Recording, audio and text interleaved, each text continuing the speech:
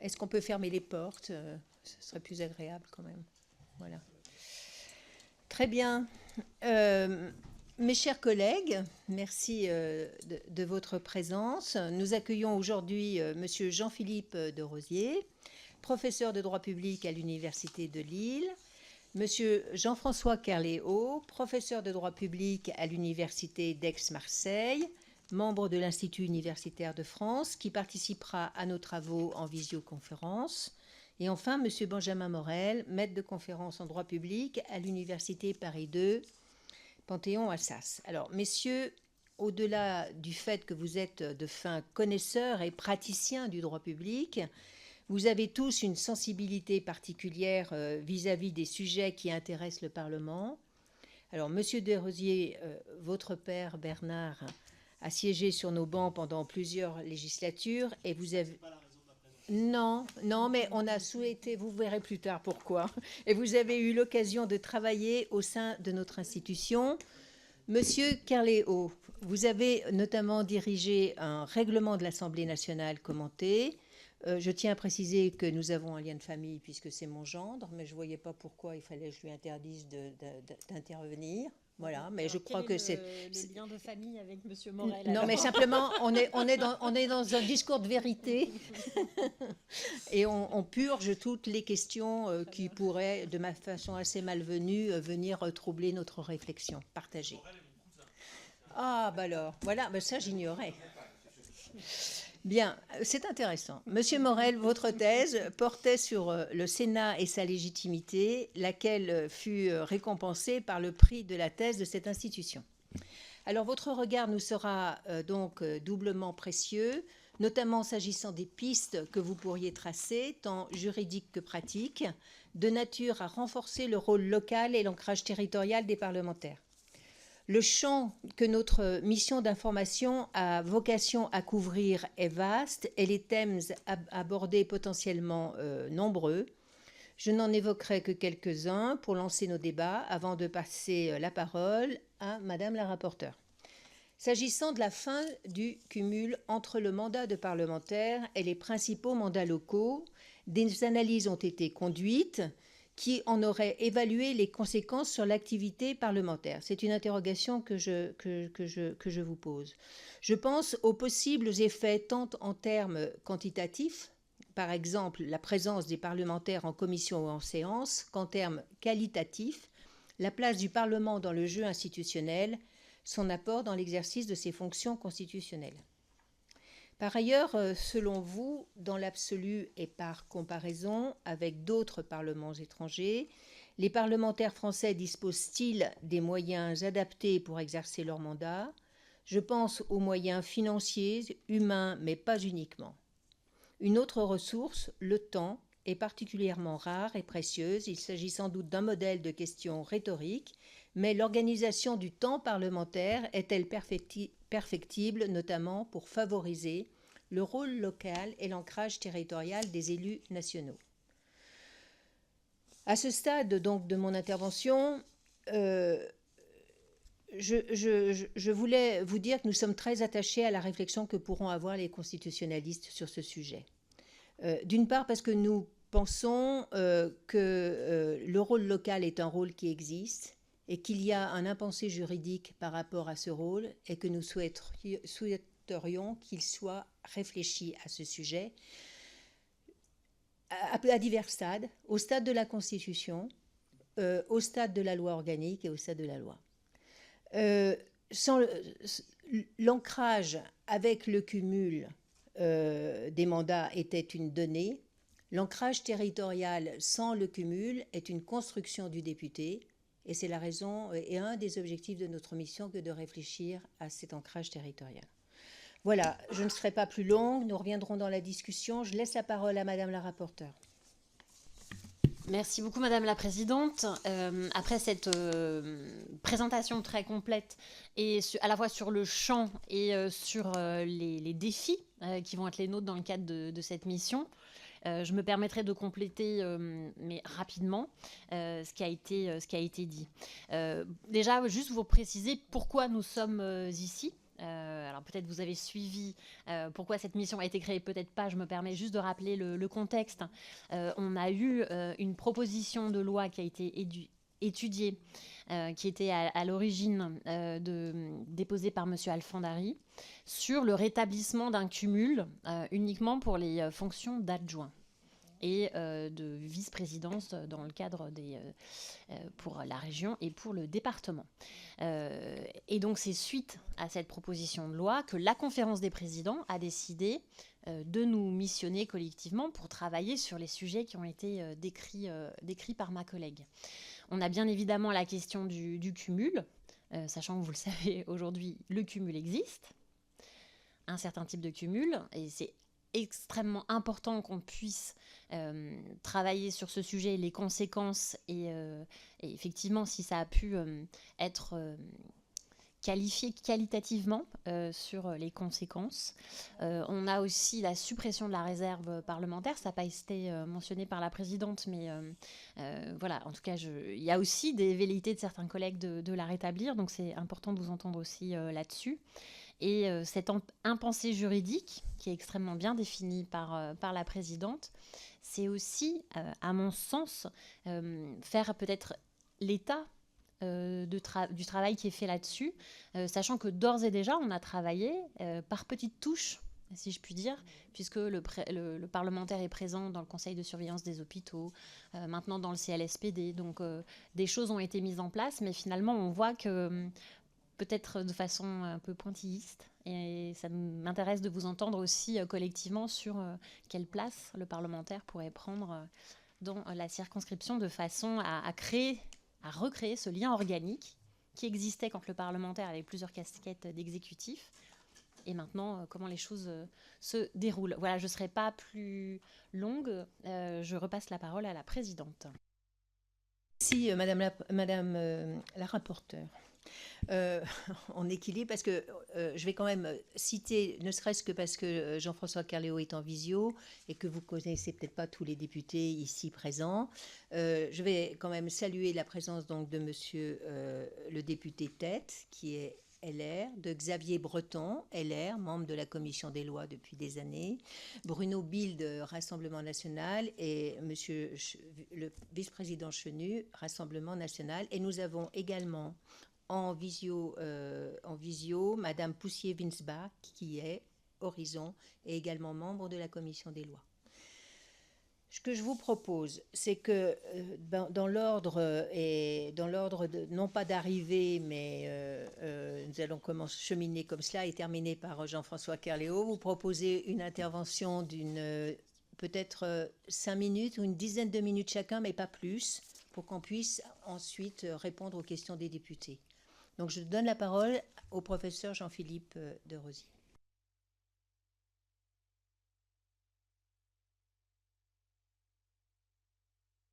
Merci, Madame la Présidente, Madame la rapporteure. Merci de m'avoir associé à cette mission d'information au titre d'une audition. Il se trouve que j'avais déjà été auditionné dans le cadre de la proposition de loi organique que vous avez mentionnée, et que je suis donc ravi de revenir une nouvelle fois dans cette maison qui, comme la présidente l'a rappelé, a non seulement peuplé un certain nombre de mes premières années d'activité professionnelle, mais aussi toutes mes années d'enfance, eu égard à un parlementaire qui exerçait ici. Et si je le cite, c'était parce que précisément c'était un cumulard dans l'âme. Et donc, vous avez mentionné vos potentiels conflits d'intérêts, Madame la Présidente, donc je mentionnerai les miens. J'ai toujours été très attaché au cumul, peut-être est-ce par déformation familiale, mais je trouve qu'effectivement le cumul, qui n'était pas sans connaître des limitations, même dans les années 80 ou dans les début des années 2000, pouvait apporter un certain nombre de vertus. J'en soulignerai 2 à titre liminaire. Bien sûr, l'ancrage territorial, qui incontestablement s'est estompé depuis le Parlement du non-cumul, mais cette disparition ou cette atténuation de l'ancrage territorial n'est pas forcément due exclusivement à la suppression du cumul. En 2017, nous avons connu pour l'Assemblée nationale un renouvellement sans précédent. et provenant d'élus qui, par définition, n'étaient pas forcément issus ou investis de fonctions électives locales, a fortiori de fonctions électives exécutives locales, puisque cela ne leur était plus possible. Et donc, je pense que cette atténuation de l'ancrage territorial est peut-être davantage due à ce renouvellement que à l'interdiction du cumul. Ceci étant dit, il va de soi, de mon point de vue, que si le cumul était toujours autorisé, notamment de fonctions exécutives, il l'est toujours, vous l'avez dit, Madame la rapporteure, mais plus avec des fonctions exécutives, l'ancrage territorial pourrait être renforcé. Ceci dit, même si j'ai toujours été attaché au cumul, je ne suis pas forcément favorable aux retours en arrière. Non pas que je considère qu'on ne se trompe jamais, mais on a pris une décision et un certain nombre d'arguments pouvaient être avancés qui n'étaient pas forcément totalement infondés pour supprimer le cumul. On peut trouver, de mon point de vue, d'autres solutions pour renforcer l'ancrage territorial davantage que rétablir le cumul, et je vais y venir. La deuxième vertu du cumul des mandats n'était pas l'ancrage territorial, mais les moyens. Les moyens humains en particulier, dont un parlementaire qui cumulait sa fonction législative avec une fonction de maire ou de président d'un exécutif local, pouvait disposer de par son cabinet. Alors il va de soi qu'il n'allait pas faire travailler tous ses collaborateurs et conseillers de son cabinet sur les sujets législatifs, mais l'expertise de ces derniers pour les sujets territoriaux lui servait inévitablement pour son mandat de parlementaire, et je peux parler là en connaissance de cause. Et par conséquent, cela évidemment facilitait, favorisait, améliorait la qualité du travail d'un parlementaire, qu'il soit député ou sénateur, lorsqu'il était davantage entouré. Vous avez soulevé, tant Madame la rapporteure que Madame la présidente, la question des moyens. Je pense que c'est inévitablement et même directement lié à cette question. Le renforcement de l'ancrage territorial suppose là aussi une interrogation sur les moyens, et pour répondre très clairement et brièvement à une question qui est posée, je pense que les moyens des parlementaires français sont insuffisants. Quelles sont maintenant les solutions sur lesquelles nous pourrions éventuellement discuter ? Elles sont, j'en me limiterai à en proposer deux, qui ne sont pas exclusives l'une de l'autre et qui ne sont pas nécessairement exhaustives. Je pense qu'on peut d'une part renforcer l'ancrage territorial des parlementaires avec les collectivités locales. Et pour cela, à mon sens, le levier se situe au niveau du Sénat. J'ai piloté l'année dernière un groupe de réflexion sur l'évolution de la Constitution et des institutions, baptisé GRECI, dont les propositions ont été mises en ligne sur une plateforme électronique, legrequi.fr, vers laquelle je me permets de vous renvoyer, et qui seront par ailleurs publiées chez LexisNexis en septembre. Nous y avons notamment formulé une proposition de refonte du mode de désignation des sénateurs, permettant d'une part d'en renforcer encore l'attachement avec les collectivités territoriales, et vous allez voir rapidement comment, et d'autre part d'estomper la surreprésentativité des petites communes rurales. Pour cela, les sénateurs seraient désignés de deux façons, comme ils le sont d'ores et déjà aujourd'hui. Environ, je fais à la louche pour aller vite et faire simple, la moitié d'entre eux seraient issus des conseils régionaux, des conseils départementaux et des conseils municipaux des villes de plus de 100 000 habitants. Quand je dis conseils régionaux, conseils départementaux et assimilés, les collectivités d'outre-mer sont assimilées à des régions, etc. Ça fait à peu près 160 sénateurs qui seraient donc élus par le conseil au sein de leur conseil. Comme l'est le président du conseil régional, il est élu par le conseil au sein de son conseil, et bien là, il y aurait un des membres qui serait élu pour être le sénateur de la région, le sénateur du département ou le sénateur de la commune de plus de 100 000 habitants. L'autre moitié des sénateurs seraient élus sur une base régionale par les conseils municipaux répartis en différentes tranches entre les conseils municipaux des communes de moins de 1000 qui éliraient pour la région 1 sénateur, les conseils municipaux de 1000 à 10 000 qui éliraient 2 sénateurs, et de 10 000 à 100 000 qui éliraient 4 sénateurs, soit 7 sénateurs de plus par région à peu près, que vous multipliez par le nombre de régions et vous arrivez à peu près au chiffre de 165. Également, là encore, le détail précis est dressé dans la proposition que vous pouvez retrouver sur la plateforme. Je n'explore pas davantage de détails pour ne pas être trop technique. Cette façon me semble, au-delà de moderniser le Sénat, de permettre une alternance peut-être un petit peu plus fréquente que celle qu'il a pu connaître depuis 1958, également de renforcer davantage le lien avec les collectivités territoriales. Reste le lien avec le peuple, la population. Et pour cela, on peut envisager plusieurs mesures. Certaines ont pu être proposées par d'illustres de mes collègues, notamment créer des assemblées citoyennes à l'initiative du parlementaire, du député, etc.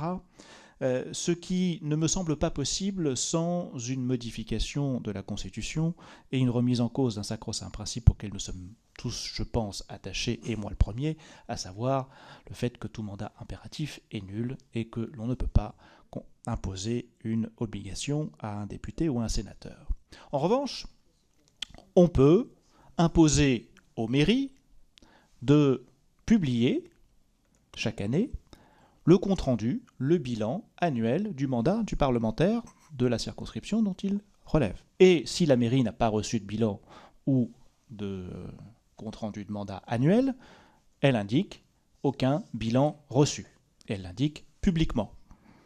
Je pense que si un député, une fois, ou un sénateur, une fois, oublie d'envoyer son bilan, son compte-rendu annuel, on ne l'y reprendra pas à 2 fois, et l'année suivante, il se confondra en conférence de presse et en bilan détaillé pour montrer à ses administrés à quel point il a bien travaillé au cours de l'année précédente, permettant ainsi, je pense, de contribuer à renforcer le lien entre lui et les citoyens et les administrés de la circonscription. Vous nous interrogez, et j'en terminerai par là, sur le renforcement des compétences, des interventions des députés et des sénateurs, des parlementaires, dans différentes instances, bref, le statut du parlementaire qui me semble là aussi devoir être renforcé. Vous avez évoqué dans le questionnaire qui nous a été adressé le droit de visite des députés et des sénateurs dans les prisons et les hôpitaux psychiatriques. Je pense qu'il pourrait être très largement étendu à tous les établissements publics et services publics, permettant ainsi aux députés et des sénateurs de mener, comme il se doit, leur mission à la fois de contrôle et de représentation. Les parlementaires pourraient être associés à tous les organismes locaux. Et pour cela, il va sans dire qu'il faudrait un meilleur aménagement du temps parlementaire et réserver davantage de temps à passer dans la circonscription, ce qui était d'ailleurs, je le dis en passant, l'un des objectifs de la révision constitutionnelle de 2008. L'une des semaines devait être précisément réservée au travail en circonscription, et le fait est que le calendrier parlementaire ne l'a pas permis. Mais je pense que ce serait possible, non sans s'acharner à effacer cette idée que le travail législatif doit d'abord se dérouler en commission avant de se dérouler en séance, celle-ci devant simplement venir discuter des points essentiels et ratifier le travail de fond qui a pu être effectué par la commission. J'ai dépassé d'une trentaine de secondes mon temps imparti, mais voilà. Oui, mais je l'ai là aussi, il défile. Et donc, je m'arrêterai là et je vous en remercie.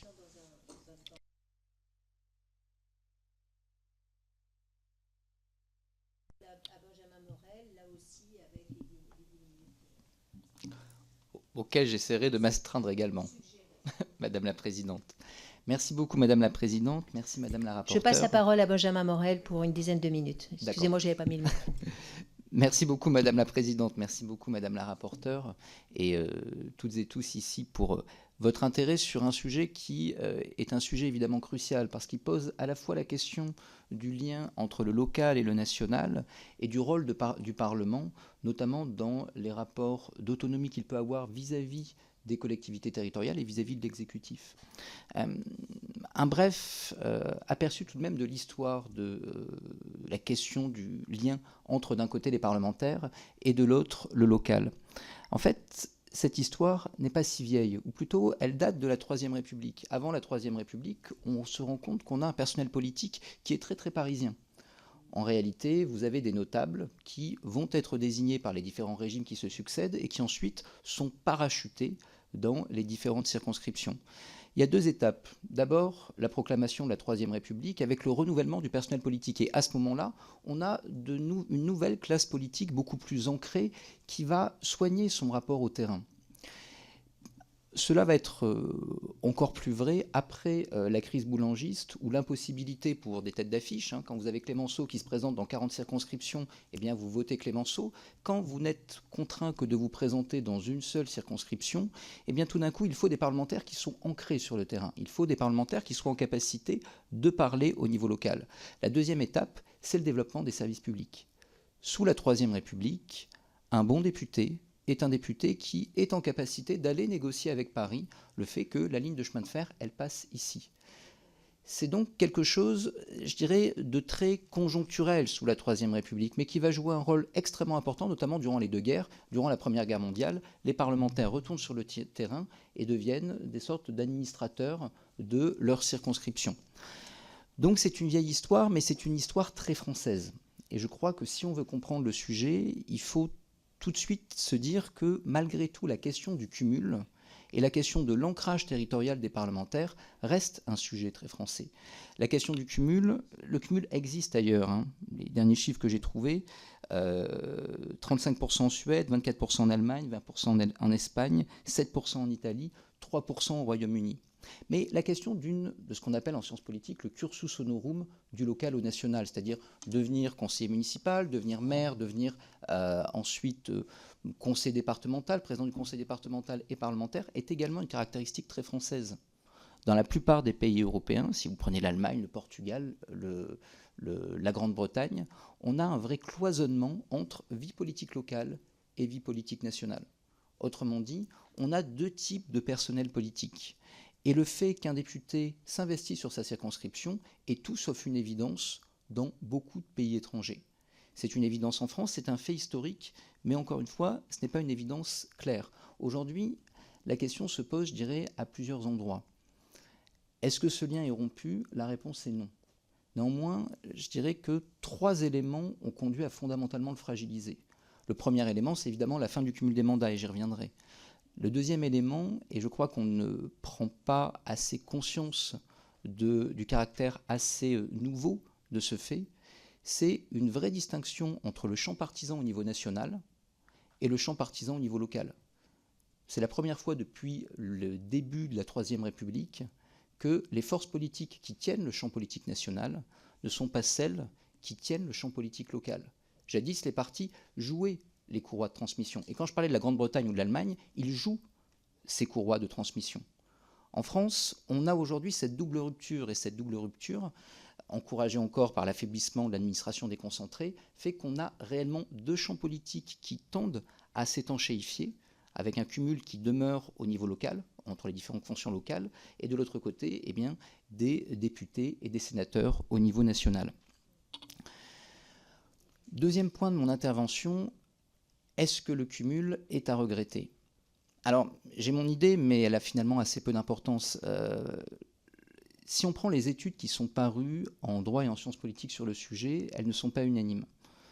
Vous avez des études, je pense notamment à celle de Bach, qui montrent qu'un parlementaire qui cumule est un parlementaire qui s'investit beaucoup moins à l'Assemblée nationale.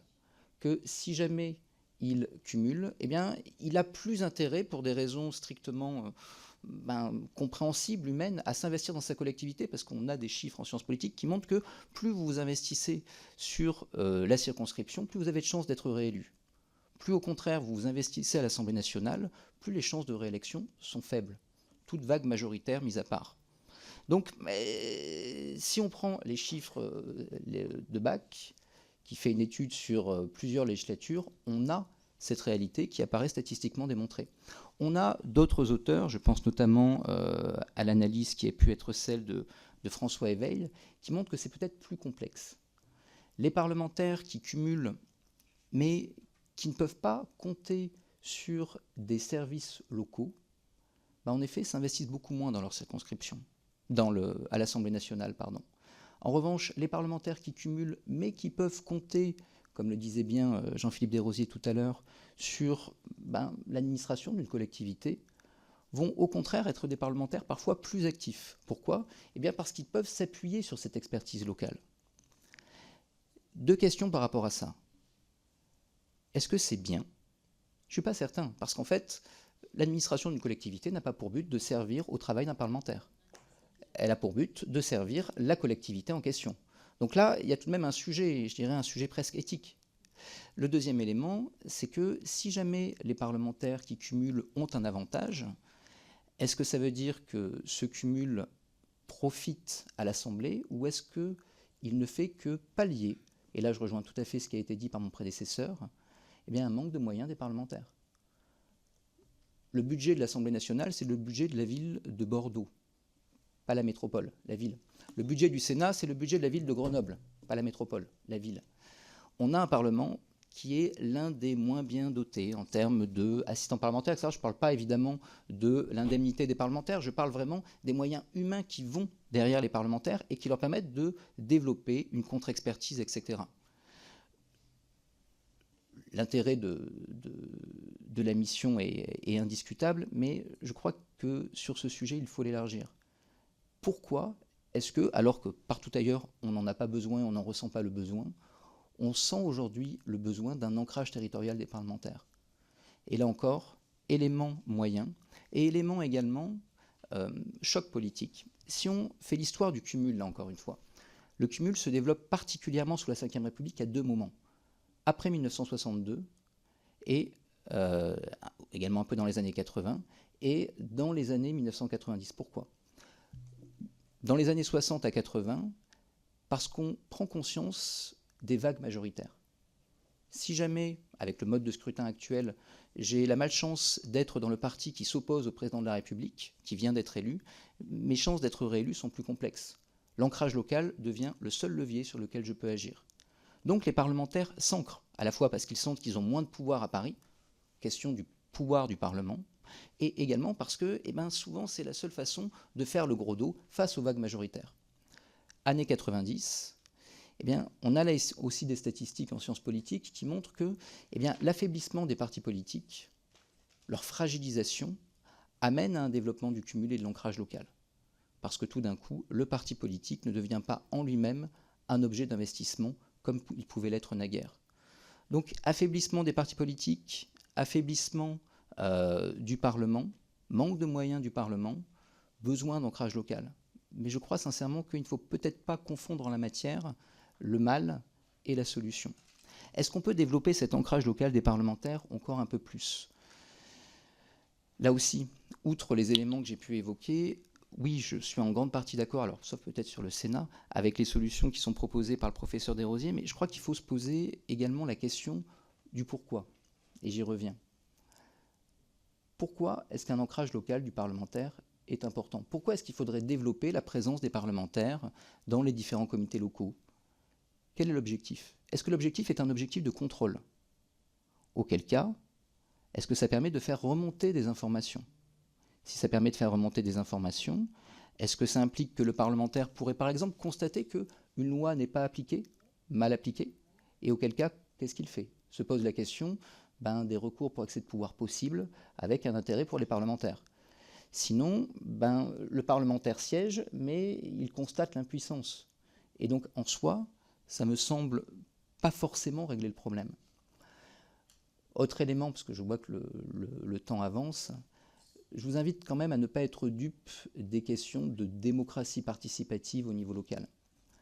Là aussi, ce que montrent les études sur les comités citoyens au niveau local, c'est que ce sont toujours les mêmes qui viennent. En gros, les retraités, les CSP+, les associations, les gens qui non seulement votent, mais également ceux qui, en plus de voter, ont souvent les relais pour agir au niveau national. Beaucoup de parlementaires sont venus nous voir au moment des Gilets jaunes pour dire « mais moi j'ai fait des consultations au niveau local ». Ils étaient contents, sauf que évidemment, ce n'est pas les Gilets jaunes qui venaient. Donc attention tout de même à ne pas confondre démocratie locale, collectivité territoriale avec des taux d'abstention très importantes, et de l'autre côté, eh bien, ancrage local. Les trois choses souvent ne sont pas corollaires. Et je m'arrêterai là. Désolé pour ce petit dépassement, Madame la Présidente. Merci beaucoup. Bon, il y a beaucoup de questions derrière qui suivent. En tout cas, pourquoi l'ancrage territorial? Moi, j'ai envie de vous répondre parce que le député, il a une exigence vis-à-vis d'un territoire dont il a été élu. Et que le député d'aujourd'hui n'est pas le député d'hier. Ça aussi, on est dans une toute autre configuration. Mais je vais passer la parole au professeur Jean-François Kerléo, qui attend patiemment, voilà, et qui aura le tarif syndical des 10 minutes. Voilà, je vous remercie. Entre-temps, je précise que nous ont rejoint, bien sûr, Stéphane Peu, du groupe GDR, que je remercie, et Jean-Claude Roux, écologiste. Voilà, nous sommes pas au complet, mais nombreux. Jean-François Kerléo, si vous voulez. Oui, merci, merci Madame la Présidente, Madame la rapporteure. Je ne sais pas si vous m'entendez correctement. Très bien. Si, c'est bon, très bien. Merci beaucoup. Merci beaucoup pour votre invitation. Alors, j'ai la chance et la malchance de passer après mes deux collègues, puisque beaucoup de choses ont déjà été dites que je souhaitais moi-même aborder, notamment du point de vue un petit peu historique pour replacer le débat. Donc, j'essaierai d'aller à l'essentiel et peut-être d'aller plus rapidement vers des propositions. Alors tout de même, juste quelques petits points. Effectivement, ce que vous abordez dans votre mission est un impensé juridique parce qu'on vit aujourd'hui sur un dogme du mandat parlementaire qui veut que chaque député représente la nation en assemblée. Et c'est évidemment euh, bon, une évidence et une nécessité, c'est certain, mais c'est ce qui aussi nous empêche, dans une certaine mesure, de penser aussi qu'il a un rôle à jouer à l'échelon local. Alors la réforme du non-cumul nous a conduit évidemment à repenser cette liaison, cette relation avec la circonscription, même si évidemment il faut bien penser aussi que lorsqu'on évoque la question de l'ancrage territorial du parlementaire, il ne faut pas non plus simplement l'envisager du point de vue de la relation ou du rapport entre le député et la circonscription, mais des territoires en général, et pas simplement de la circonscription du parlementaire. Alors, bon, pour ma part, je suis beaucoup moins sceptique quant à mes collègues sur la réforme du non-cumul, avec laquelle je suis en accord quasi total, et je ne pense pas que cette réforme du non-cumul, en réalité, soit aujourd'hui la cause ou l'une des causes de peut-être la distance qui existe désormais entre le parlementaire et sa circonscription. Et je partage ce que disait Jean-Philippe Desrosiers. Je pense que c'est plutôt le renouvellement de la classe politique qui a conduit, je pense, à des nouveaux profils qui n'avaient sans doute pas d'ancrage local ou d'ancrage territorial à l'origine, beaucoup plus que la réforme du non-cumul. Alors, euh, de même, je suis un peu sceptique quand même quand j'entends mon collègue Benjamin Morel. Comme je disais, c'est l'avantage de passer après, c'est que je rebondis sur ce qu'ont pu dire mes collègues, parce que je ne crois pas que la réflexion sur le rôle local du parlementaire soit une spécificité française. Alors, je ne sais pas si c'est ça qu'il a voulu dire, mais il me semble que là, c'est quand même, il y a des nuances à apporter assez considérables.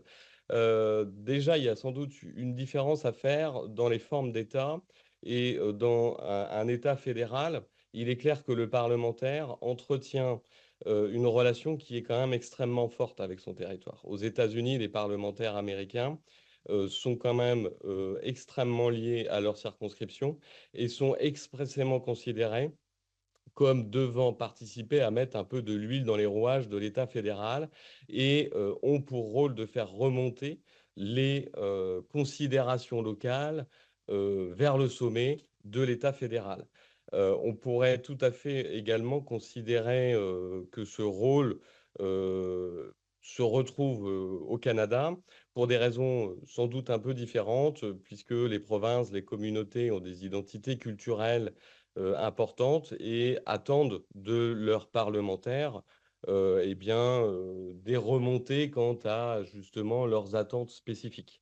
Donc il y a quand même un rôle dans beaucoup d'États. Alors il s'agit d'États fédéraux, mais il y a un rôle qui est quand même très prégnant dans le rapport au local des parlementaires dans les États fédéraux.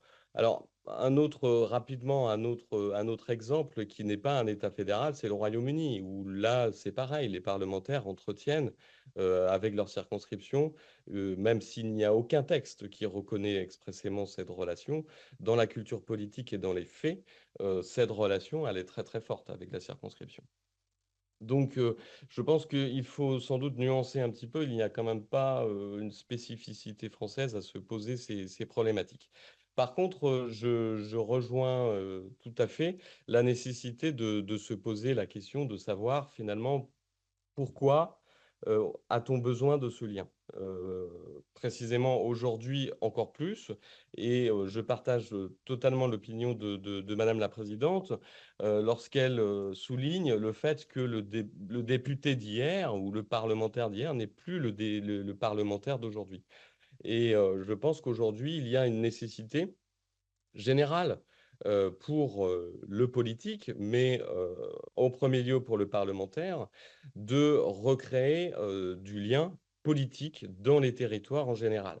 Donc on a plusieurs raisons en réalité pour encourager ou favoriser ce lien. On a déjà une raison tout simplement qui est une raison démocratique, avec la nécessité de renouer une forme de dialogue, de confiance entre le parlementaire et les habitants du territoire, les habitants de la circonscription.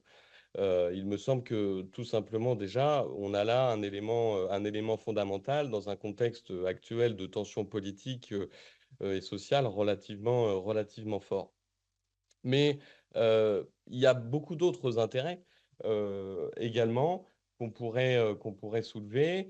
Il me semble que renouer un lien aussi avec le territoire permettrait éventuellement de donner finalement ou d'accorder une expertise aux parlementaires sur les attentes, les besoins, les projets du territoire, et donc lui attribuerait en quelque sorte une information qu'il pourrait relayer aussi à l'Assemblée nationale ou au Sénat. Évidemment, d'autres intérêts, d'autres enjeux. Je pense aussi que dans la perspective également démocratique évoquée tout à l'heure, le parlementaire a sans doute un rôle pédagogique. Il doit faire redescendre dans les territoires ce qui est fait au plan national. Il doit transmettre, il doit expliquer à nos concitoyens la politique qui est menée, les discussions qui ont lieu, etc. Donc on a quand même un nombre assez considérable d'enjeux et puisque le rôle local est un impensé juridique, il n'y a pas effectivement d'encadrement juridique de procédures particulières, mais on sait aussi que certains députés jouent un rôle même, j'ai envie de dire, exclusivement local. C'est-à-dire qu'il me semble que dans l'ancrage, dans la question de l'ancrage territorial, il y a trois questions. Il y a le rôle local du parlementaire en faveur de l'exercice de sa mission nationale. C'est-à-dire qu'il peut acquérir une expertise et des informations qu'il peut faire valoir dans l'exercice de sa fonction au niveau national, c'est-à-dire dans les évaluations de politique publique, c'est-à-dire dans des textes législatifs qui seront alors plus adaptés. Il a une fonction également de faire cette fois-ci pas verticalement remonter les choses, mais les faire redescendre, comme je disais tout à l'heure, l'aspect pédagogique, l'aspect explicatif. Et on sait aussi que de manière très informelle, le parlementaire peut jouer un rôle exclusivement local, c'est-à-dire qu'il met aussi à sa manière de l'huile dans les rouages, dans les relations entre autorités déconcentrées et décentralisées, dans les relations entre les habitants et les personnes morales de droit public, mais surtout de droit privé, et les autorités décentralisées ou les autorités déconcentrées. Donc il y a aussi un rôle exclusivement local, parfois, du parlementaire. Alors tous, évidemment, ne jouent pas ce rôle, mais un certain nombre ont ici déjà joué ce rôle et prennent en main parfois des situations personnelles. Alors, comment améliorer ou prendre en compte cet ancrage territorial pour aller très très vite, puisque alors moi je n'ai pas le chronomètre sous les yeux, donc j'en profite. Euh, Une mais vous me minute, coupez une évidemment. minute 15 secondes. 1 minute 15 secondes pour, alors très bien, pour aborder très rapidement. Alors évidemment, il y a la possibilité la plus radicale qui consisterait à inscrire dans la Constitution l'existence d'un rôle supplémentaire du parlementaire qui serait le rôle local du parlementaire. Mais il est peu probable, évidemment, que, alors ça permettrait de casser le verrou du mandat parlementaire, mais il est peu probable d'envisager une telle perspective. En revanche, je partage complètement la proposition de Jean-Philippe Desrosiers quant au fait de permettre aux parlementaires, par exemple, par la loi, de se rendre dans l'ensemble des services publics. Je pense qu'on ne peut pas limiter, enfin qu'il n'y a pas de raison de limiter aujourd'hui aux administrations pénitentiaires et autres telles que ça existe, mais qu'il faudrait l'ouvrir à l'ensemble des services publics. Je pense qu'il serait peut-être intéressant également de pourquoi pas rédiger une charte du rôle local du parlementaire qui comporterait les bonnes pratiques, les retours d'expérience, où serait éventuellement inscrit un rappel de certaines obligations protocolaires, les bons comportements adoptés en cas d'invitation par les élus locaux, les acteurs privés, l'existence de pratiques qui sont déjà appliquées au sein des territoires par certains députés, comme les ateliers législatifs citoyens, les jurys populaires, etc. Ce serait ici une source d'incitation et d'information, en réalité, pour l'ensemble des parlementaires. Il me semble aussi que ce qui serait intéressant, c'est les amendements parfois qui proviennent du territoire dans les rencontres, les ateliers législatifs citoyens qui peuvent être faits par les parlementaires, que les sources de ces amendements puissent être mentionnées dans les annexes, par exemple, du rapporteur d'un projet ou d'une proposition de loi pour faire apparaître tout l'intérêt en fait de ces démarches délibératives et participatives auprès des citoyens dans les circonscriptions, mais plus généralement pas forcément que pour un projet de loi ou une proposition, mais également dans les missions, que toutes les rencontres qui ont pu être faites sur les territoires eh bien, soient mentionnées. Plus généralement, il me semble que les fonctions nationales elles-mêmes sont peut-être un tremplin pour s'ouvrir sur les territoires en permettant à davantage de députés de créer davantage de missions d'information. Et peut-être que ces missions d'information pourraient, plutôt que faire l'objet d'auditions parisiennes, eh bien, être parfois davantage décentralisées, permettre davantage de rencontres sur les territoires avec les acteurs locaux, publics et privés, ce qui permettrait d'ouvrir potentiellement le travail parlementaire finalement sur l'ensemble du territoire national. Alors, j'ai beaucoup d'autres propositions qui sont peut-être, Je vais poser la question. je ne sais pas un peu. Excusez-moi, monsieur le professeur, mais je vais devoir interrompre, mais parce que j'ai beaucoup de députés qui sont présents ici et qui Oui, veulent oui, je vous poser en des prie. Je n'ai questions. pas le chronomètre, donc Et vous, je ne vois pas le temps qui passe. répondrez les uns les autres. On partagera les réponses. Nous ont rejoint Aude Luquet, donc groupe Modem, et Bastien Lachaud, la France Insoumise. Voilà.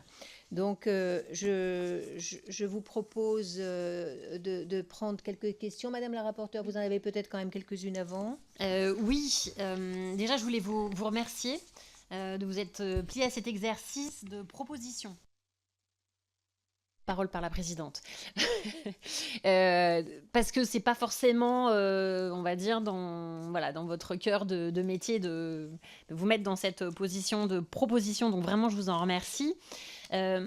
C'était le premier point sur le rôle d'information et on va dire la partie sur le fait de faire descendre l'information et jouer aussi le rôle d'explications sur le fonctionnement de nos institutions, qui pour un certain, et sur la loi, la fabrique de la loi, comment est-ce qu'effectivement elle est faite. Et parfois, ça apparaît pour nos concitoyens, parce que le but de tout ça, ce sont nos concitoyens. C'est comment est-ce qu'on arrive à faire la lumière et à ouvrir la porte pour qu'ils se sentent aussi légitimes de pouvoir faire des propositions, réagir, s'investir. Ça me semble extrêmement important. Je voulais juste rebondir aussi sur la question des moyens. Puisque justement dans le cadre de cette information de nos concitoyens, à ce stade aujourd'hui, il nous est possible d'envoyer une lettre par an à nos concitoyens. Donc voilà, donc il faut bien viser, si je puis dire, et envoyer c'est une grosse lettre. Il y a des QR codes dessus, des liens, parce qu'on dit on fait pas que ça, mais c'est vrai que en termes de moyens, vous voyez, une lettre, alors après il y a des newsletters, il y a plein de choses, mais il faut qu'on soit en capacité de toucher l'ensemble des personnes. Donc ça me paraît important. Sur la question de la mission de contrôle, ça me semble aussi extrêmement important, puisque si on constate effectivement une non-application de la loi, qu'est-ce qu'on met comme moyen derrière? Et ça, on en revient encore aux moyens. Il y a une mission qui est parfois pas très noble, considérée par nos collègues, hein, mais ce qu'on appelle la mission d'assistance sociale. Mais ça me paraît extrêmement important déjà, et ça permet de faire remonter des difficultés d'application là aussi, et c'est ce contact, on n'en a pas encore parlé, mais le contact physique possible avec nos concitoyens, vous ne l'avez pas évoqué, ça me semble extrêmement important. Et après, parce que je sens bien que je prends déjà beaucoup trop de temps pour laisser de la place, mais c'est l'accès des parlementaires aussi, vous ne l'avez pas évoqué, aux collectivités territoriales. Est-ce qu'on ne pourrait pas aussi proposer aux collectivités territoriales, il ne s'agit pas de les obliger, mais d'inviter leurs parlementaires dans les conseils intercommunaux. Voilà, je vous soumets ça parce que vous ne l'avez pas évoqué, mais ça peut être le cas aussi pour les entreprises, pour les associations et aussi les services déconcentrés de l'État, puisque vous avez parlé des services publics, mais c'est aussi important de pouvoir s'y rendre. Voilà, j'espère. Il n'y a pas de compteur. Voilà, ni pour la présidente. Bon, je vais passer la parole à Bastien Lachaud qui souhaitait s'exprimer. Alors, 1 minute, on pose la question et on répond. Merci. Merci beaucoup. Pourquoi ça marche pas ? C'est parce qu'en fait, si tu fais ça... Voilà, merci. Merci de vos propos. Moi, j'ai retenu un certain nombre de choses de ce que vous avez dit, parce que je vous ai écouté avant d'arriver. Vous avez dit qu'il n'y a pas de mandat impératif, mais il pourrait y avoir un référendum révocatoire.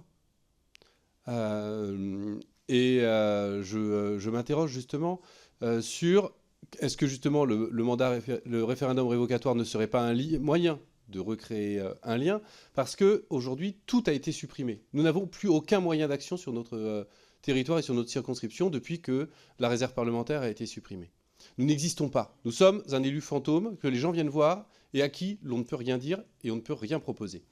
Donc je me demande si aujourd'hui il y a un lien et un intérêt à ce lien, d'autant plus que dans ma circonscription, il y a plus de 150 000 habitants. En Lozère, il y en a 75 000.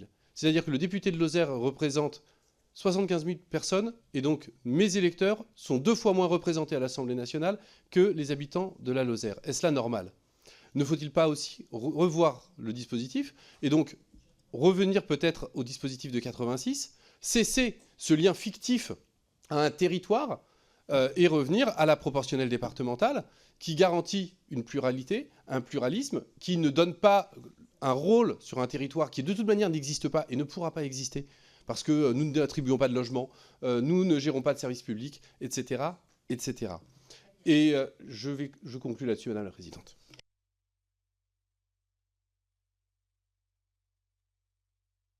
Oui, j'en doute pas. Bien, moi je vous propose qu'on réponde très rapidement, chacun d'entre vous, sur la question du référendum révocatoire, qui me paraît être un sujet effectivement important, et après on passera la parole à Xavier Breton. Dans l'ordre des... Puis la prochaine fois, on changera. Mais on peut peut-être répondre à Madame la rapporteure aussi. Oui, peut-être. Vous voyez, vous êtes témoin. Je peux même pas prendre la parole. Alors sur le référendum révocatoire, je ne sais pas si c'était à moi que vous attribuiez cela. Effectivement, j'ai soutenu que j'étais attaché à la règle de l'article 27. En revanche, je n'ai absolument pas parlé du référendum révocatoire. Et donc, je ne suis absolument pas favorable au référendum révocatoire. Et je n'y suis pas favorable pour des raisons juridiques. C'est que, contrairement à ce que vous soutenez, mais j'entends bien là les propositions qui sont portées par votre parti politique est parfaitement respectable. Moi, je n'y suis pas favorable parce que, contrairement à ce que vous soutenez, je pense que ça casse le lien entre l'électeur et l'élu, lequel élu ne cherchera plus à accomplir sa mission fidèle à ses convictions et à l'intérêt général, mais en recherchant constamment à satisfaire la moindre attente de ses électeurs. Et je ne pense pas que ce soit ça. Je vous le dis très nettement, je ne pense pas que ce soit sain. Parce que la vision court-termiste renforcée par la société digitalement connectée dans laquelle nous vivons ne permet pas d'avoir précisément une vision à long terme sur l'exercice du mandat qui dure 2, 4, 5 ans. Une autre solution à laquelle, à titre là plus personnel et plus subjectif, je ne serais pas favorable, mais juridiquement ça peut se discuter, c'est de raccourcir la durée des mandats. Monsieur le voilà. professeur, on va passer la parole. Je voudrais quand même répondre brièvement à Madame la rapporteure. On va faire le tour sur le référendum révocatoire et on reprendra les questions du rapporteur. Voilà, Monsieur Morel, professeur. Comment je fais ? Je crois que ça remarche. Merci pour cette question. Alors, je suis également défavorable au référendum révocatoire, mais il faut constater tout de même une chose, c'est que là où il existe, il n'entraîne pas de dysfonctionnement majeur. C'est-à-dire qu'il faut être honnête du point de vue du droit et de la politique comparée. Il n'y a pas de raz-de-marée d'instabilité quand vous avez le référendum révocatoire. Donc c'est une question de principe sur lequel on peut discuter. La fin du mandat impératif, c'est l'un des apports de la Révolution. Pourquoi ? Eh bien, de la Révolution française. Pourquoi ? Eh bien, parce que le député qui est élu, mesdames, messieurs les députés dans cette salle, c'est votre cas, est élu pour délibérer de ce qu'est l'intérêt général. Et donc, il doit pouvoir se laisser convaincre. Et donc, potentiellement, il a peut-être promis quelque chose pendant la campagne, mais s'il comprend, eu égard au débat, que ce qu'il avait promis s'avère mauvais, il doit pouvoir changer d'avis. Le référendum révocatoire met une pression qui est une pression liée à cette campagne et qui évite justement la détermination de cet intérêt général. Donc pour des raisons, je dirais, ancrées dans une forme de républicanisme français traditionnel, je suis plutôt défavorable à cette mesure-là, mais encore une fois, je vous donne le point sur ce point-là, ça n'a jamais entraîné d'instabilité chronique dans les États où ça a été mis en place. Assez loin de l'ancrage territorial, me semble-t-il. Mais bon, je passe la parole au professeur Kerléo sur le référendum révocatoire et puis après, on répondra aux questions de Madame la rapporteure et après, on prendra la question de Xavier Breton. Jean-François Kerléo. Merci Madame. Oui, merci Madame la Présidente. Bon, ce sera une unanimité puisque je ne suis pas non plus favorable au référendum révocatoire qui, pour moi, constitue une pression sur le parlementaire au cours d'un mandat qui n'est pas suffisamment long pour qu'il puisse, à mon avis, non plus laisser le temps de mettre en place une politique et de faire ses preuves. Alors, je partage le constat de Benjamin Morel. Effectivement, là où il a été mis en place, il n'a jamais entraîné une instabilité politique problématique ou chronique, mais c'est parce qu'il y a toujours une difficulté aussi avec le référendum révocatoire, c'est qu'à soit on met des conditions finalement extrêmement rigoureuses et strictes qui finalement ne permettent jamais d'aboutir à une révocation, soit on ouvre vraiment et là par contre on a un vrai risque d'instabilité et il n'est pas certain que je ne vois pas en quoi cette pression et cette tension que ça pourrait créer entre le parlementaire et les électeurs, on trouverait ici le moyen de renouer un ancrage territorial. Je crois que je suis sceptique. Alors, merci beaucoup. En fait, on reprenait avec Madame la rapporteure. Alors moi, je peux... Oui, allez-y. Non, mais puisque j'ai la parole et que je veux bien aussi évoquer éventuellement des points qui ont été abordés par Madame la rapporteure, puisque je suis aussi... puisque en réalité, dans les différentes propositions que j'avais également envisagées, il y a clairement celle qui me semble extrêmement pertinente, de la relation à renouer entre le parlementaire et les collectivités territoriales, avec, me semble-t-il, la nécessité alors dans ces cas-là d'un texte législatif pour permettre la possibilité, je pense, aux parlementaires d'être entendus en fait et de présenter peut-être, alors c'est ce que disait Jean-Philippe Desrosiers, je crois, un bilan de mandat ou bilan annuel, mais il me semble que ce serait intéressant de l'élargir bien plus et de permettre à un parlementaire d'exposer les enjeux d'une réforme, de grands enjeux territoriaux, etc. Là, je pense qu'il y a, il y a quelque chose à faire que j'avais envisagé dans les propositions. Et quant à la question de l'assistance sociale, c'est ce que moi j'appelais le rôle purement local, consistant parfois pour le parlementaire à prendre en charge des situations personnelles de personnes qui viennent voir le parlementaire parce qu'ils ont une vraie difficulté d'accès à des droits qu'ils devraient avoir. Et là, il y a un intérêt. C'est vrai qu'on a la sensation qu'on est peut-être très éloigné du mandat parlementaire, mais en réalité, ce rôle est fondamental pour comprendre les blocages du quotidien qui existent au sein de l'administration et les relations qu'il y a et que vivent tous les habitants du territoire avec les autorités déconcentrées ou décentralisées ou les services publics. C'est fondamental et ça nourrit, à mon avis, l'adaptabilité des textes législatifs. Également, vous en avez que vous n'avez pas pu exposer dans le temps qui est imparti. Moi, je vous invite... Voilà. Mais là, oui, Monsieur Carléo, mais vous aussi, Monsieur Desrosiers, n'hésitez pas à nous les faire passer. Et si vous en êtes d'accord, ça pourrait être annexé au rapport de la mission, parce que bien évidemment, ça me paraît extrêmement important. Voilà. Après, je ne sais pas, Madame la Présidente. Je vais passer la parole au professeur Desrosiers pour vous rapidement sur les deux questions qui ont été évoquées, collectivité et assistante sociale.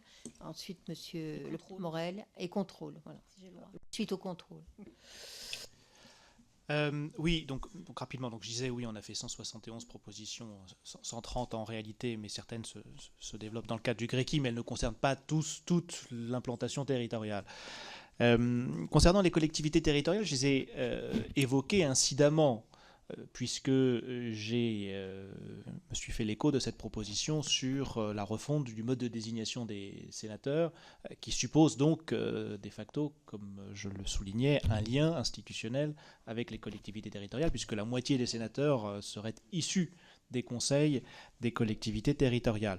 Dans le prolongement, je ne serais absolument pas hostile, je trouverais même assez sain que, au-delà des sénateurs, les députés puissent avoir accès au conseil des collectivités de leur circonscription.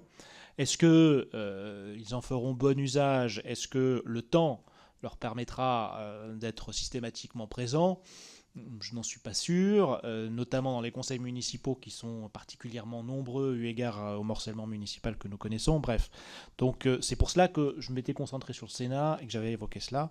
L'autre lien pouvant être ce que vous avez à nouveau évoqué, que je proposais tout à l'heure, à savoir la communication du bilan annuel, dans lequel on peut avoir un volet prospectif aussi. C'est pas simplement ce que j'ai fait minute par minute, mais c'est une forme de communication institutionnalisée. Sur le contrôle, là nous avons fait une autre proposition dans le cadre du GRECI, deux en réalité. L'une qui imposerait au gouvernement, donc ça c'est une révision de l'article 37 de la Constitution, de prendre les mesures d'exécution des lois dans un délai déterminé, 6 mois. Et l'autre, qui se situerait dans le prolongement, l'ajout d'un article, un article 51-3, qui constitutionnaliserait ce qui se pratique ou a pu se pratiquer, c'est-à-dire que 6 mois après l'adoption d'une loi, le Parlement contrôle sa bonne exécution, avec selon des modalités qui sont laissées libres, mais l'obligation est constitutionnalisée. Alors il n'y a pas de sanction, si ce n'est le name and shame, bien sûr, mais le name and shame, ça marche dans une certaine mesure. Voilà. Merci beaucoup. Alors je vais essayer également de répondre un petit peu dans l'ordre au sujet que vous avez posé, Madame la rapporteure. Merci beaucoup. Je ne partage pas l'avis de Jean-Philippe Desrosiers sur ce point-là. Le Sénat représentant des collectivités, ça date de 1958. Le Sénat, constitutionnellement, représente les collectivités de manière assez incidente. Il représente surtout le peuple territorialisé. S'il devait représenter des collectivités territoriales en tant que telles, il n'est plus une assemblée à compétence générale. Il devient une assemblée consultative. Ou alors on change la forme de l'État. Donc là, je crois qu'il faut, sur ce point, ne pas forcément s'y avancer beaucoup plus, ce qui ne veut pas dire qu'il ne peut pas y avoir un plus grand investissement des collectivités dans l'action législative, dans la prise en compte des actions législatives. On ouvre tout un champ à travers ça, loi de programmation des finances des collectivités territoriales, possibilité potentiellement d'avoir, je dirais, une consultation des collectivités territoriales en amont des projets de loi, etc. Le rôle des élus locaux en la matière m'apparaît devoir être revalorisé en matière législative, mais ça, c'est peut-être un chantier en soi. Le problème de la communication entre le parlementaire au niveau local et les collectivités territoriales me semble aujourd'hui plus lié aux circonstances que j'évoquais, c'est-à-dire cette forme d'étanchéité entre les deux champs, avec des partis politiques tenant le niveau national moins bien implantés que naguère, alors qu'avant, je dirais que les choses se faisaient beaucoup plus naturellement dans le cadre des partis. Est-ce que cette situation est structurelle, conjoncturelle? Ça change la façon dont on perçoit ce qui serait en la matière un problème. Concernant le contrôle, je suis d'accord avec ce qui a été dit, notamment concernant l'accès, etc. Mais là encore, je reviens sur le pourquoi, et le pourquoi n'est pas une provocation en termes, il ne faudrait pas. Le pourquoi, et au bout du compte, qu'est-ce que l'on fait? Qu'est-ce que cela entraîne? Quelles conséquences on en tire?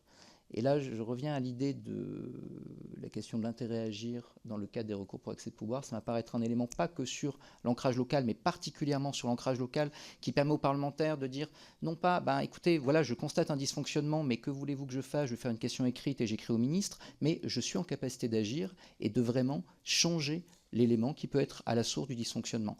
De même en va-t-il d'espaces réservés sur et de la revalorisation de la capacité d'initiative des parlementaires, initiative législative, pour en tirer des conséquences qui seraient cette fois-ci législatives. 2 mots sur la mission, entre guillemets, d'assistance sociale. Elle m'apparaît tout à fait essentielle. Là aussi, elle repose la question tout de même des moyens. Vous savez ça bien mieux que nous, je crois. Les assistants parlementaires en circonscription sont débordés, n'ont pas forcément la capacité aujourd'hui d'assurer de façon exhaustive ce type de mission. Si jamais il y a plus de moyens donnés aux parlementaires en matière de recrutement des attachés, il ne s'agit pas de dire comme un parlementaire américain qu'il faudrait les multiplier par 15, mais à la hauteur de ce qui se fait par exemple au Bundestag, il y a la possibilité de construire un ancrage local et de mieux s'inclure sur le terrain avec un travail, comme ça a été très bien dit par Jean-François tout à l'heure, de pédagogie et en même temps de descente de l'information. Mais ça demande des moyens et des moyens humains. C'est ça. En plus, on cumule. Alors, je vais passer la parole à mon collègue Xavier Breton. Oui, merci Madame la Présidente. Merci messieurs pour vos présentations. Moi, j'aurais 2 questions. La première, c'est est-ce que le quinquennat présidentiel n'a pas aussi fragilisé l'ancrage territorial en ayant des élections législatives qui viennent juste après les présidentielles et où il est difficile de faire une campagne personnalisée, identifiée. Et on voit bien qu'il y a des vagues, et les vagues qui ont pu avoir aux différentes élections finalement permettent à des candidats qui ne sont pas enracinés, qui ne sont pas identifiés, de bénéficier de cette élection. Premier point. Le deuxième point, est-ce que dans la réflexion sur un cadre qui pourrait être donné sur l'ancrage, le rôle local des parlementaires, leur ancrage territorial, est-ce qu'il n'y a pas quand même un écueil qui est la différence entre les territoires? Un élu de circonscription urbaine, et certains collègues sont élus simplement sur une partie d'une ville. Donc ils n'ont même pas l'ensemble d'une ville, ils ont une seule partie. Et donc le rapport avec les collectivités locales est complètement différent que peut avoir un député qui a 100, 200, il y en a même près de 300, je crois, communes dans leur circonscription, dans le Grand Est. Et donc le rapport est complètement différent. Leur ancrage passe beaucoup plus aussi en milieu urbain, via les associations, etc. Donc est-ce qu'il n'y a pas aussi à prendre une spécificité des territoires, à prendre en compte cette spécificité des territoires et des circonscriptions? Je vous remercie.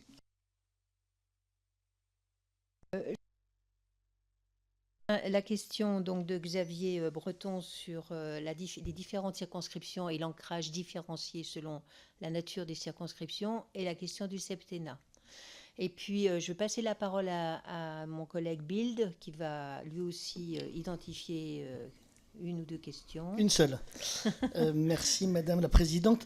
L'objectif de la loi sur le non-cumul était de lutter contre l'abstention. Donc, ma question est simple. Avez-vous réalisé ou lu des études sur l'abstention entre, d'un côté, les élus qui parfois donc cumulent au niveau local et parfois qui donc cumulent beaucoup au niveau local, et de l'autre côté, les donc parlementaires? Parce que moi, l'impression que j'ai, mais je n'ai lu aucune étude là-dessus, c'est que les élus qui donc cumulent en local sont entre guillemets mieux élus que ceux qui ne cumulent pas. Donc, est-ce que vous avez des études à ce sujet? Je vous remercie. D'accord. Donc, troisième question. Est-ce que Monsieur Roux, vous êtes dans cette logique d'une question simple qu'on peut ramasser? Je vais faire de mon mieux, Madame la Présidente, je vous remercie.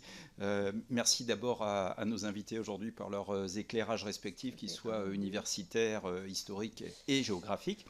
Donc juste rappeler que le cumul existe toujours, vous l'avez dit, ailleurs que chez nous, et aussi entre d'autres mandats, puisque évidemment on peut être maire, président, présidente de PCI, siège au conseil départemental ou régional, présider nombre de CA, d'EPIC, de syndicats, etc. etc. Et d'après mon expérience, et mon témoignage est par définition empirique, le travail, l'investissement est quand même nettement moins qualitatif lorsqu'on multiplie les mandats, les responsabilités, ou tout au moins inégales. Pour revenir aux parlementaires, rapidement, j'ai toujours de la peine à croire la rhétorique selon laquelle la proximité passerait obligatoirement par le cumul des mandats. Donc de quelle proximité parle-t-on réellement? Une proximité au territoire et donc plutôt à celles et ceux qui le dirigent. Et je crois, vous me le confirmerez, que les recherches universitaires montrent que les élus locaux, finalement, ne sont pas si représentatifs de la population française que l'imaginaire pourrait le laisser croire, ou une proximité aux citoyennes et citoyens qui y vivent. Et donc, justement, dans cette notion, cet enjeu de proximité, quelle place tient la composition sociologique de l'Assemblée? Et je pense qu'une autre question que j'aurais aimé vous poser a été posée par mon collègue Breton. Et une dernière question, pour oublier personne, ma collègue Luquet. Merci Madame la Présidente. Alors, en entendant nos interlocuteurs, moi j'avais déjà un constat à faire sur la consultation des collectivités territoriales où on dit, écoutez, essayons d'associer beaucoup mieux les collectivités au travail législatif. Moi j'essaye de le faire dans ma circonscription. Je peux vous assurer que c'est pas simple parce que les maires n'ont pas le temps, en fait, de voir tout ce que l'on fait, même si on leur fait des synthèses. Et je crois qu'on peut les associer. Moi, je fais une conférence des maires, je vais en conseil municipal, mais voilà, assez régulièrement. Et je peux vous avouer qu'on a du mal à les intéresser. Et je pense pas que ce soit une question de cumul de mandats.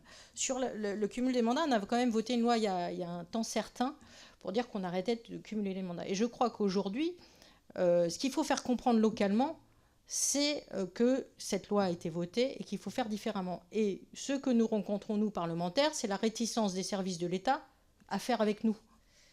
Ce n'est pas une question de cumul. C'est comment on fait ensemble. Et je ne sais pas, il n'y a pas besoin de beaucoup de lois, mais il faut que quand même les services de l'État, lorsqu'on travaille sur les circonscriptions, justement, nous donne de l'information, et c'est ce qu'on n'a pas. Et tout dépend du binôme que l'on peut faire avec le préfet qui arrive. Et moi, j'en suis à mon 4e préfet en 6 ans. Donc, il y a un problème de continuité aussi d'un travail que nous faisons, parce que nous répétons toujours la même chose dès qu'un nouveau préfet arrive. Bien. Alors, qui veut répondre rapidement donc sur toutes ces questions? Allez-y.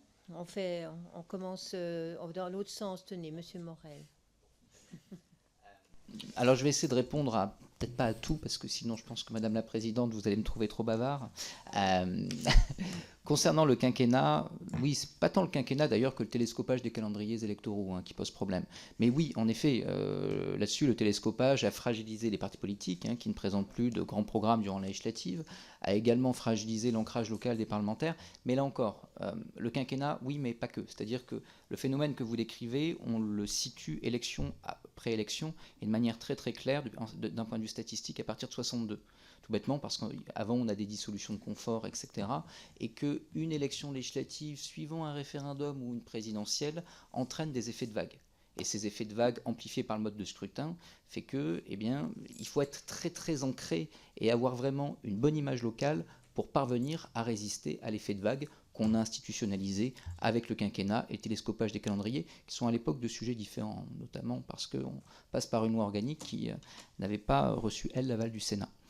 Donc, sur le reste, absolument d'accord sur la question de l'ancrage urbain-rural. Alors là, je vous ferai passer un petit article que j'ai commis il y a quelques années, qui est peut-être un petit peu vieilli parce que depuis la Covid est passée par là, mais qui montrait qu'en politique comparée et en droit comparé, il y a tout de même des choses très différentes qui se passent à l'étranger. Et que la prise en compte dans la tâche du parlementaire, à la fois de l'éloignement de la capitale et des caractéristiques de la circonscription, dans les moyens matériels qui sont mis, et ce que l'on trouve en France, notamment à travers l'outre-mer, mais également dans le temps qu'on peut impartir à l'activité législative, etc., peut être modulé.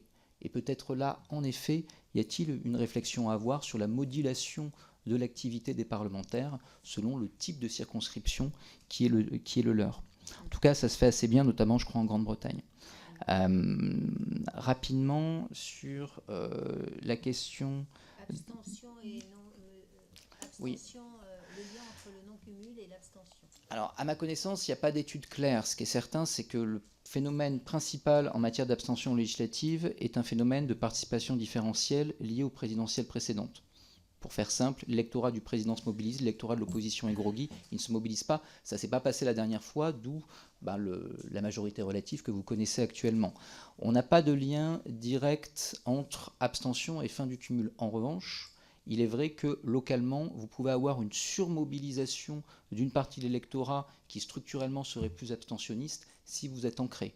Parce que parce que la primo sortant, ça on arrive à la chiffrer du point de vue de la science politique de manière très très claire. Elle vaut aux élections locales, elle vaut pour les élections législatives. Le fait d'être connu, d'être visible, fait que vous avez un effet qui va être un effet de vote. Il est difficile de savoir si ça joue sur la participation générale, autrement dit, ça fait venir des électeurs aux urnes, ou si ça joue simplement dans l'orientation du vote. J'aurais voté pour quelqu'un d'autre, mais je connais, donc je vote. Donc ça, c'est pas certain sur l'abstention, mais en effet, il y a primo sortant.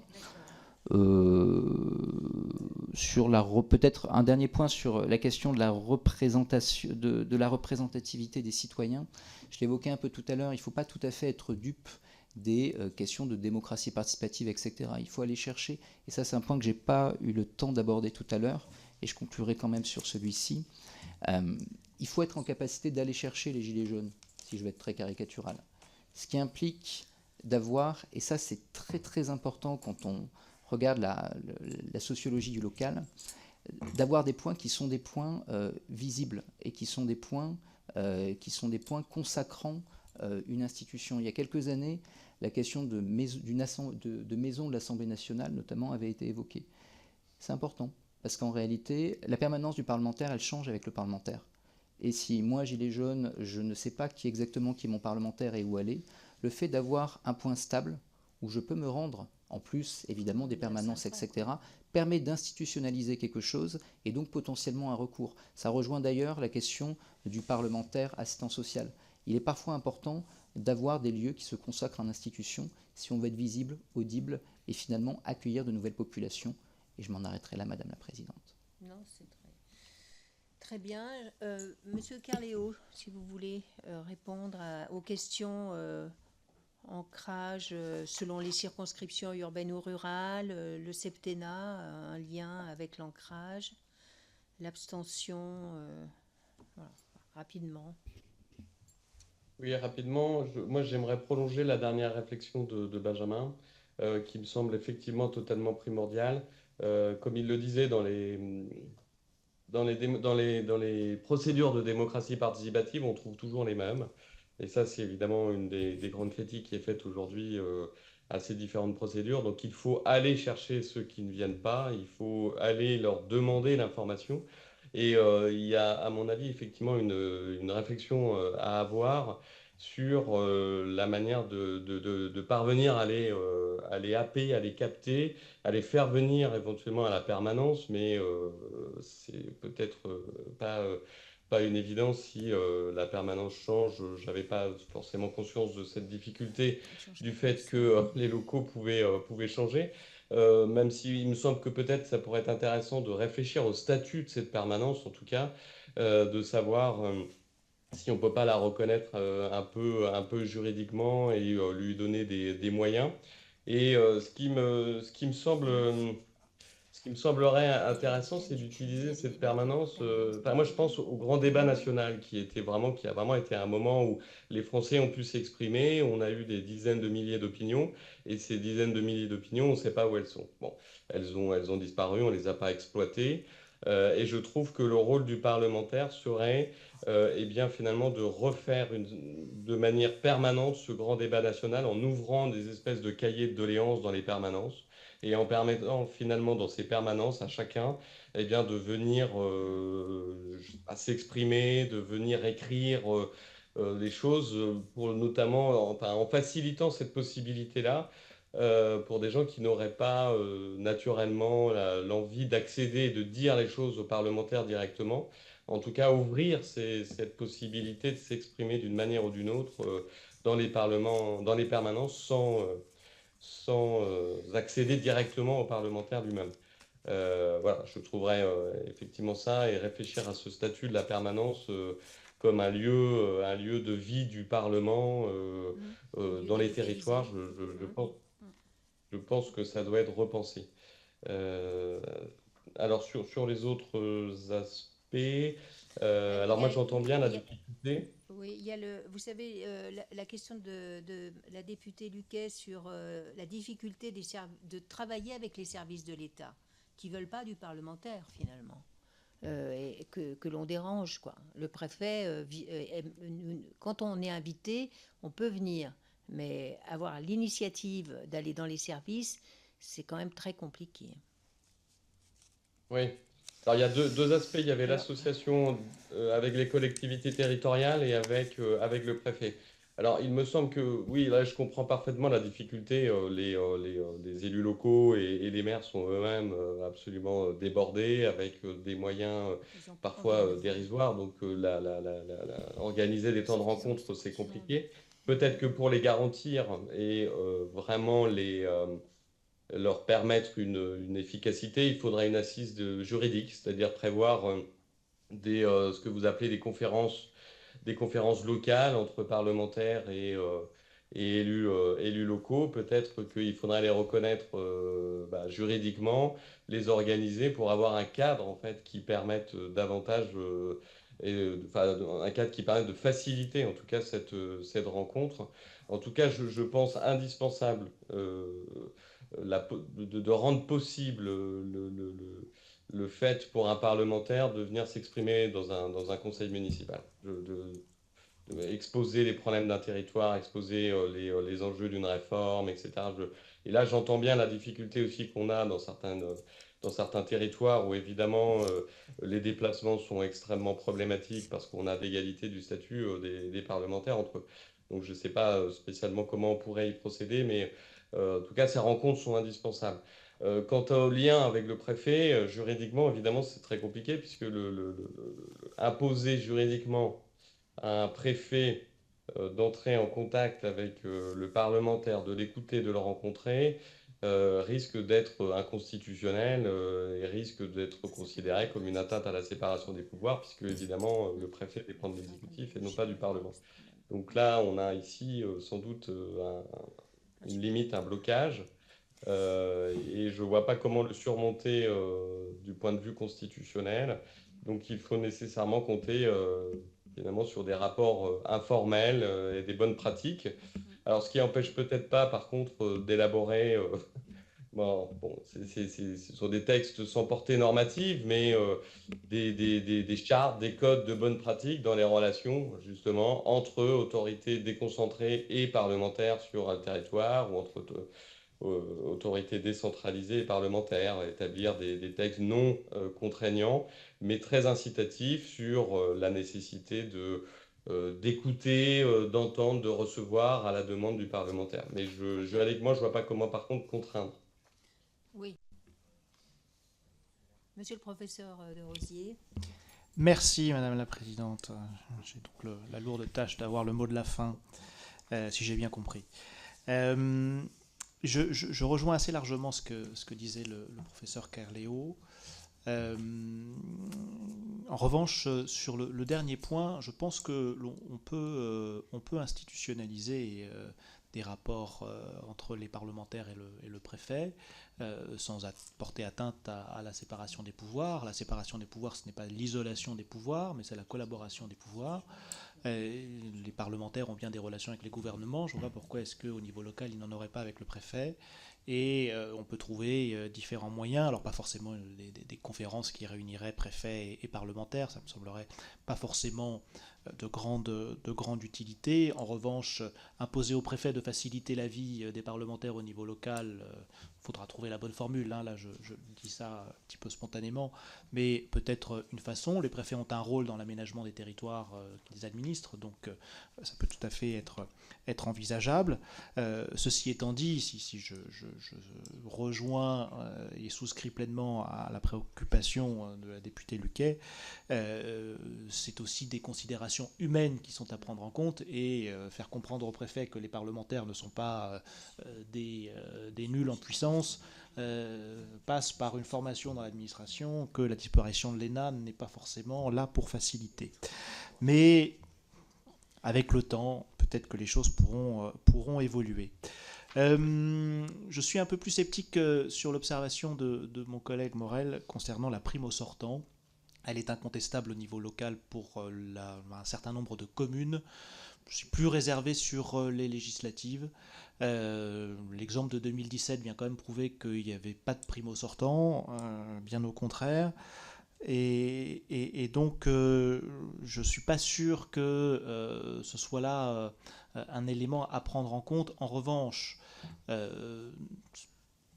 concernant la lutte contre l'abstention à l'égard et la fin du cumul, là pour le coup je le rejoins, je ne connais pas d'études à ce niveau-là. Il est certain, et là aussi je rejoins Benjamin, que l'abstention au niveau des législatives est due à l'élection présidentielle quelques semaines auparavant, et une façon d'y remédier serait, autre proposition formulée dans le cadre du GRECI, d'organiser les deux élections le même jour. J'y suis pour ma part assez favorable, car ça réunirait les deux campagnes électorales.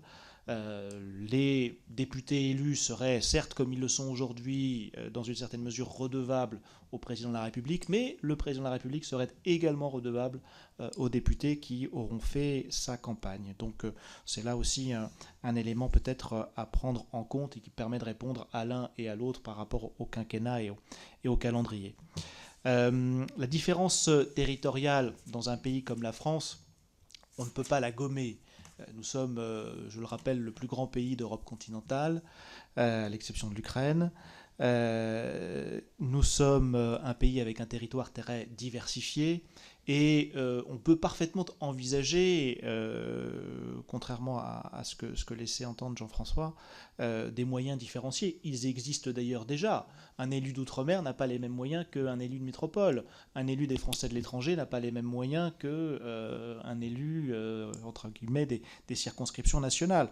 Donc pourquoi pas, en fonction de la taille de la circonscription, de la géographie de la circonscription, quand on est un élu de montagne, on sait que faire potentiellement 20 km, ça prend 2 heures, parce qu'il faut descendre dans une vallée, remonter de l'autre côté, parfois on va plus vite à ski. Donc c'est tout à fait, ou en hélicoptère, oui. Donc c'est tout à fait, me semble-t-il, envisageable. Enfin, sur l'interrogation quant à la proximité, au territoire, aux citoyens, les deux, mon général, si vous me le permettez. Il faut être à la fois proche de son territoire, le connaître, en connaître les spécificités, les subtilités, et à travers lui, proche de la population de ce territoire, donc des citoyens. Et c'est pour ça que De mon point de vue, l'un ne va pas sans l'autre. Il faut être proche des collectivités, d'où la proposition que je formulais, qui ne changerait pas forcément la forme de l'État, d'autant plus que forme de l'État, je ne sais pas trop ce que ça veut dire. Et il faut être proche des électeurs, pas de ces électeurs, mais des électeurs, proche des personnes que l'on a vocation à représenter. Et à ce niveau-là, si je puis dire, tous les moyens sont bons. À condition d'y mettre les bons moyens, ce qui me permet de conclure sur une question que vous posiez, qui a été évoquée tout à l'heure, savoir le retour à la proportionnelle, face auquel j'ai toujours été particulièrement et profondément hostile, renforcé par le fait que je pense que ça détendrait encore davantage le lien entre les électeurs et les parlementaires ainsi élus au scrutin à la proportionnelle. Mais en plus, mais ce sera peut-être l'objet d'une autre mission d'information, le scrutin proportionnel est bien moins démocratique que ne l'est le scrutin majoritaire. Mais on va peut-être pas aborder cette question. C'est pour ça que je me suis arrêté là, Madame la Présidente. Qui est extrêmement intéressante, qui ouvre des perspectives immense. Je ne sais pas si vous voulez ajouter un certain nombre de choses. Moi, je pense que le propos a été riche. Je vous remercie vraiment de votre implication. On vous demande finalement de parler de nous. Et nous connaissons. Et donc, on a le sentiment quelquefois que il faudrait, comme me le disait Madame la rapporteure, que vous veniez en stage avec nous dans nos permanences pour mesurer en fait une réalité que nous demandons à transcrire peut-être dans la loi pour faciliter notre vie de parlementaire. 10 ans de conseiller parlementaire associé à 32 ans de suivi d'une vie parlementaire. D'accord. Mais vous voulez pas venir en stage. Donc pour vous, il n'y aura pas de stage. Dispensé. Non, on plaisante. Hein, et c'est très respectueusement par rapport aux connaissances que vous avez et à votre érudition de ce sujet. Comprenez bien quand même, en conclusion, que notre préoccupation, c'est de faire en sorte que les institutions fonctionnent bien ensemble. Et que nous avons le sentiment qu'avec le non-cumul des mandats qui est arrivé et qui n'a pas été suivi d'un après-cumul, non-cumul sur lequel on aurait dû travailler, on a le sentiment un petit peu que les institutions travaillent chacune en monobloc et que finalement ça manque à la lisibilité de la politique, des politiques publiques portées par le gouvernement. C'est un sujet démocratique extrêmement sérieux. Et quand vous avez dit on peut institutionnaliser parce que finalement c'est l'indépendance, finalement c'est pas l'indifférence, et qu'on peut sans doute institutionnaliser des relations avec des préfets que l'on côtoie de manière permanente sur le territoire, cela me paraît une voie extrêmement importante. Parce que, j'en parle avec mes collègues, mais quand on a à exposer une loi qu'on connaît, parce qu'on en a débattu en commission, et qu'on voit un préfet l'exposer d'une manière très incomplète et pas satisfaisante, et c'est légitime, il n'était pas là, et que nous sommes là à côté, et que nous pourrions apporter aux élus une explication sur le pourquoi d'une telle disposition, puis s'assurer aussi que cette disposition, eh bien, c'est comme ça qu'elle devait se concrétiser et pas comme le règlement, le décret le fait. Donc, c'est ces questions-là aussi qui nous semblent de plus en plus importantes à devoir régler, et nous ne pouvons pas les régler sans le soutien, en fait, d'une approche par la loi, par le règlement et peut-être par la Constitution.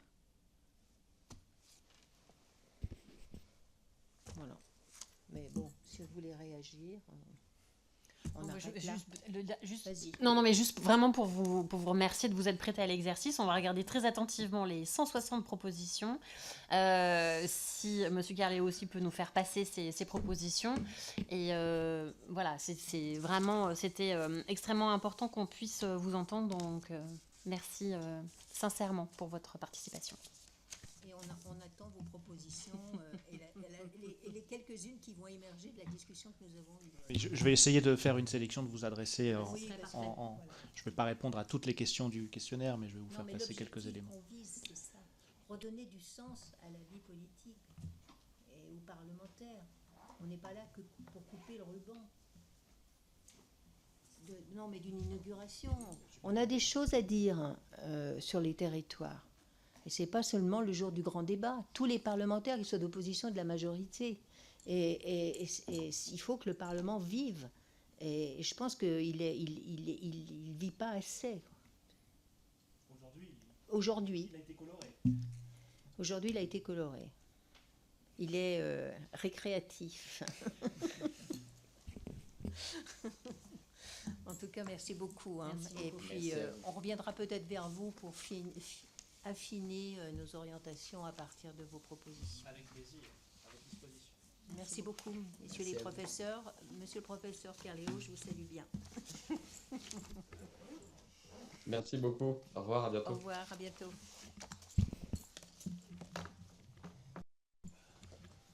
Je sais pas comment ça, moi je ne marche pas le badge. Voilà. C'est peut-être juste celui-là en fait. Maintenant, j'ai essayé. Tu vois, là tu fais ça. Ça, normalement c'est pour éteindre, ça c'est pour parler. Bah, je crois que c'est le même. Hein. Bon, merci, hein, madame la rapporteure. Merci Madame la Présidente. Bon, alors on fait Tu voulais qu'on échange je sais pas comment on fait. Peut-être pour savoir un peu ce qu'on fait comme profil. Oui, ça peut être pas mal.